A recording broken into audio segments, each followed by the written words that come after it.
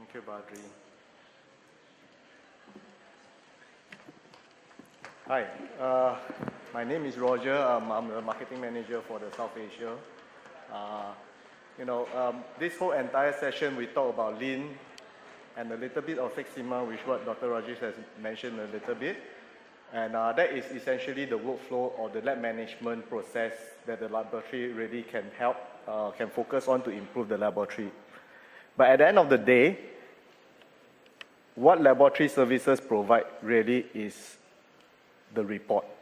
And the report really is meant to help the patient or help the clinician to make a medical decision that will provide a correct diagnosis and to provide a right treatment, right?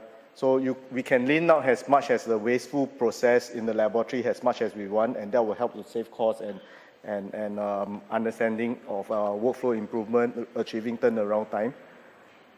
But if we give the wrong report or wrong result, and that will have a detrimental impact.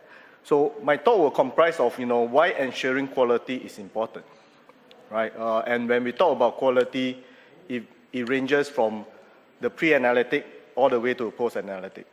So for the pre-analytic and post-analytic, in a way, it's so-called simple understanding of what goes wrong.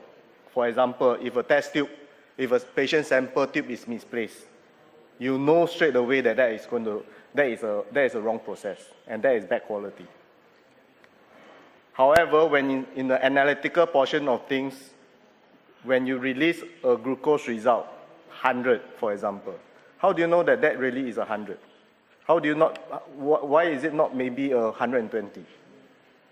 You wouldn't know, right? So that portion of analytical process is extremely difficult to control, and that's why applying the whole Lean Six Sigma process within the analytical process is critical to ensure that the report that we are submitting is correct, so that it can really is helpful for the patient management, helpful for diagnosis, right? And that is where the whole Six Sigma matrix QC management, the practical benefit that you can really get the outcome of it thereafter. I will illustrate a little bit on that.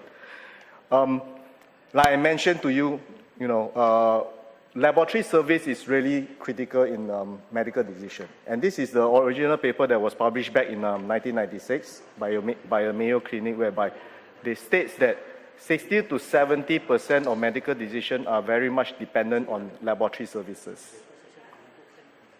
So we would assume all the laboratory services report is the same, is correct, and therefore it can be helpful. However, what I would like to illustrate to you later on in the lecture is also that is the assumption that a glucose test from one manufacturer, is it the same as another manufacturer? How do we know that a glucose test, which is, a commodity assay, hexokinase methodology, is it really the same? How do we define, how do we differentiate it has not been the same? How do we quantify it, right? And it goes back to the original comment that I made. We need to make a report. We need to give the physician a report that will enable them to make a decision. And the consequence of giving a wrong report has been published. This is a recent paper published back in 2013, 2012, whereby the laboratory was following all the processes that they can follow. And everything was not detected by the IQC.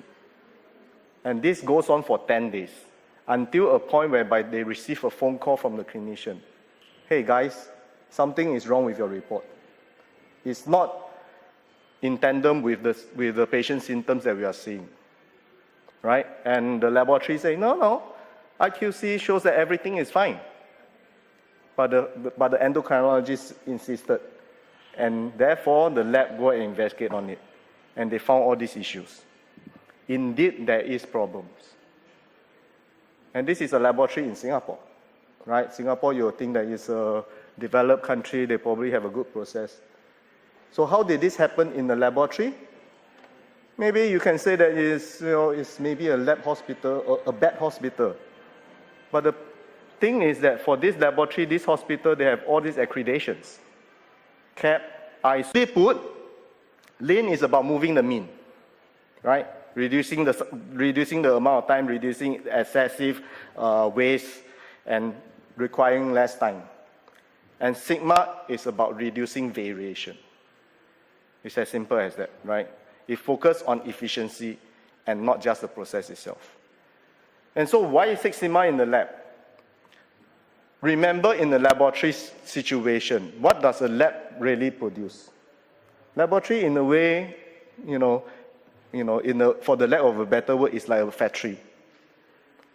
We produce test result, and that's our output. It's as simple as that, right? So when there is an output, there must be a process. Agree?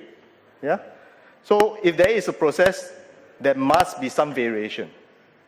Different people do things differently, so there must be some variation. And when there's a variation, there's a probability of defect. That probably sums up everything with regards to Lean Six Sigma in the whole laboratory, right? And what are we trying to do here? Make it simple, make it faster, make it more accurate. And in the analytical terms that I mentioned earlier on, when I give a glucose test result, how do I know really for sure that is right? We are so used to looking at the accuracy, the precision, right? That we are kind of immune to it already. So in the Six Sigma terminology, if assuming that this is a true value, there's going to be two key variables that everybody in the laboratory are used to. CV, which is the precision, and accuracy, which is the bias, right? You will never get to the 100% true value. Unfortunately, that's a case of variation, right? So when you look at CV, for example, that's random. So if I test a test tube today, or rather, let me paraphrase that. If I test a sample today, and I test it again 2 minutes later, and I test it tomorrow, the result will be different.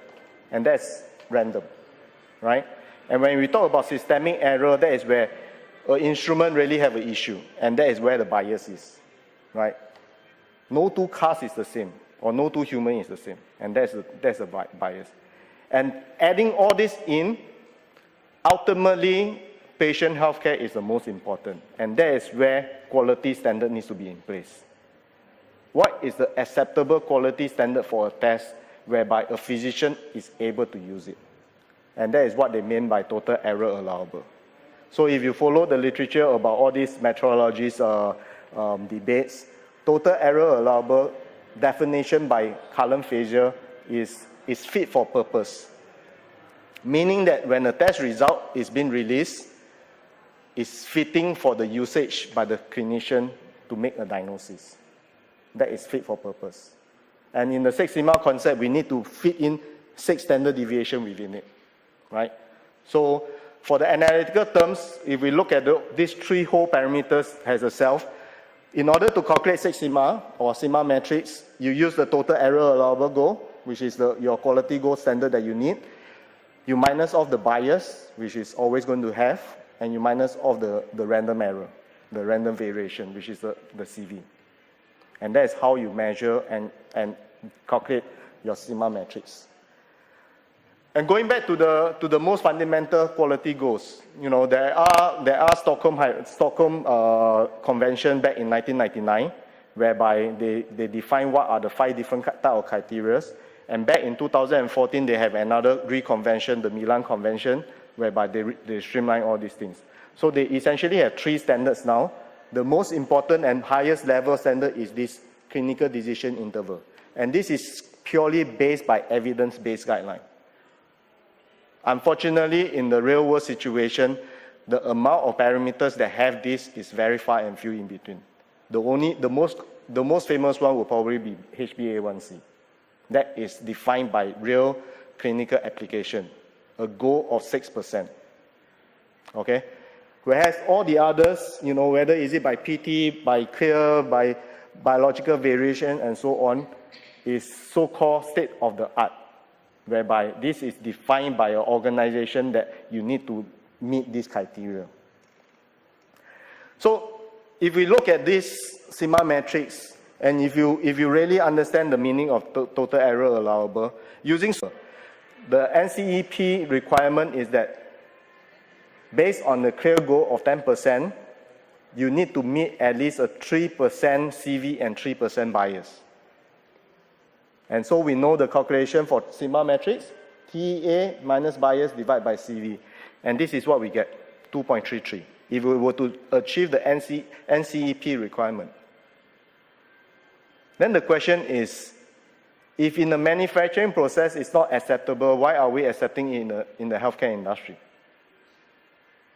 Are we giving out a false cholesterol report? A 2 sigma is probably about 180,000 errors. For every 1 million report that you give out, 180 of them might be wrong. Is that something that you want to do? Right? So, how do we actually ensure that the report that we are giving out is not that way? A very practical way is that, this is Westgard rules. How many people use Westgard rule in your laboratory, in your daily QC? That's quite a few, right?